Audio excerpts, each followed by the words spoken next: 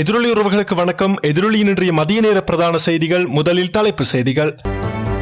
நாட்டில் வெவ்வேறு இடங்களில் நடந்த மர்மமான கொலைகள், வெளியான அதிர்ச்சி.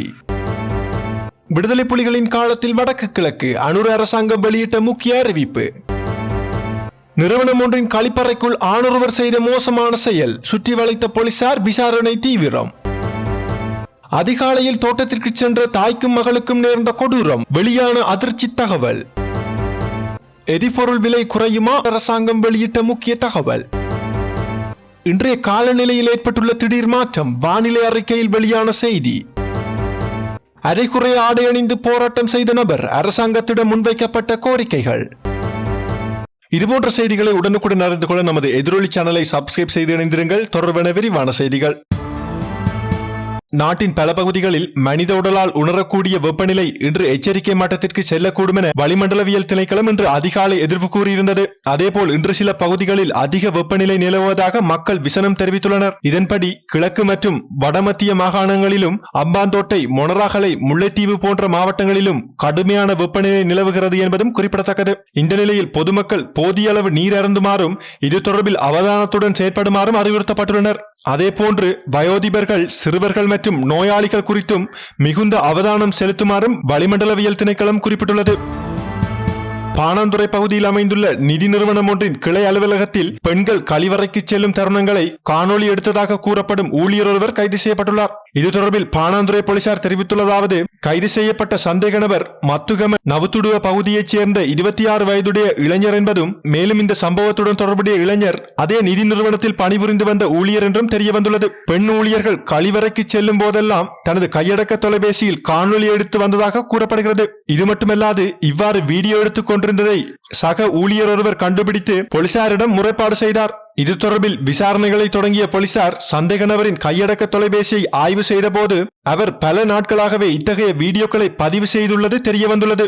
மேலும் குறித்த சந்தேக நபர் விரைவில் பாணாந்துறை நீதவான் நீதிமன்றத்தில் ஆஜர்படுத்த உள்ளார். இதற்கான மேலதிக விசாரணைகளை பாணாந்துறை போலீசார் தீவிரப்படுத்தி வருகின்றனர்.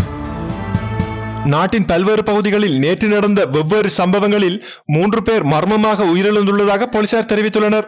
கம்பகா மாவட்டம் போலியகொட பகுதியில் கூர்மையான ஆயுதத்தால் தாக்கப்பட்டு கலனியைச் சேர்ந்த 46 வயதுடைய நபர் ஒருவர் உயிரிழந்துள்ளதாக போலீசார் தெரிவித்துள்ளனர். சம்பவத்தில் பலியானவருக்கும் மற்றொரு குழுவினருக்கும் இடையே ஏற்பட்ட முறுகல் நிலை வாக்குவாதமாக மாறியதன் விளைவாகவே இந்த மரணம் நிகழ்ந்துள்ளதாக விசாரணைகளில் தெரிய வந்துள்ளது. மேலும் இந்த கொலையுடன் தொடர்புடைய சந்தேக நபரை கைது செய்ய போலியகொட போலீசார் மேலதிக விசாரணைகளை முன்னெடுத்து வருகின்றனர். இதனிடையே நெடுங்கேணி முல்லைத்தீவு வீதியில் நெடுங்கேணி பகுதிக்கு அருகிலுள்ள கால்வாய் ஒன்றில் சந்தேகத்திற்கிடமான முறையில் நபர் ஒருவரின் சடலம் மீட்கப்பட்டுள்ளது. குறித்த நபர் கனகராயன் குளத்தைச் சேர்ந்த 46 வயதுடையவர் எனவும், குறித்த நபருக்கு அருகில் ஒரு வாகனத்தின் பாகமும் கண்டுபிடிக்கப்பட்டுள்ளன.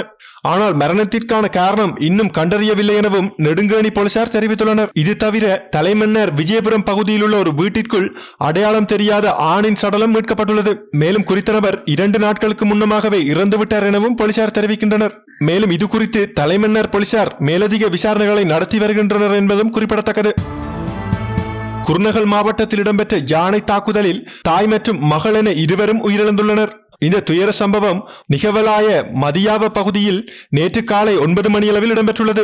பயிர்களில் பூச்சிக்கொல்லி மருந்து தெளிக்க சென்றபோது திடீரென காட்டு யானை ஒன்று தாக்கியதாக தெரிவிக்கப்படுகிறது. இந்த தாக்குதலில் 28 வயதுடைய தசீலா சுபாசினி என்ற இளம் பெண்ணும் அவருடைய தாயாரான இனோகா குமாரியும் பலத்த காயங்களுக்கு உள்ளாகியுள்ளார். மேலும் அங்குள்ள மக்களால் இருவரும் அம்பன்பொல மருத்துவமனைக்கு கொண்டு செல்லப்பட்ட நிலையில் மகள் தசீலா சுபாசினி ஏற்கனவே உயிரிழந்ததாக வைத்தியர்கள் உறுதிப்படுத்தினர். பின்னர் பலத்த காயமடைந்த தாயார் இனேகா குமாரி மேலதிக சிகிச்சைகளுக்காக குருநகல் போதனா மருத்துவமனைக்கு மாற்றப்பட்டார். ஆனால் அங்கு வைத்தியர்கள் மேற்கொண்ட சிகிச்சை பலனின்றி தாயும் உயிரிழந்துள்ளார்.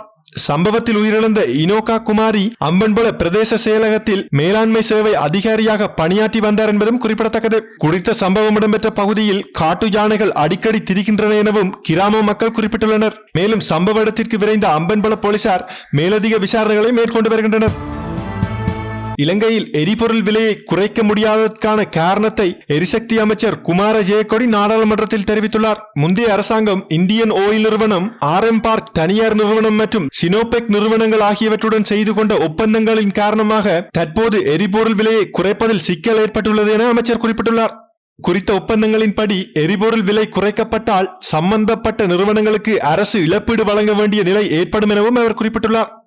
இதே நேரத்தில் எரிபொருள் விலை குறைப்புக்கு தேவையான சட்ட ஆலோசனைகள் பெற தீர்மானிக்கப்பட்டுள்ளதாகவும் எரிசக்தி அமைச்சர் குமார ஜெயக்கொடி மேலும் தெரிவித்தார்.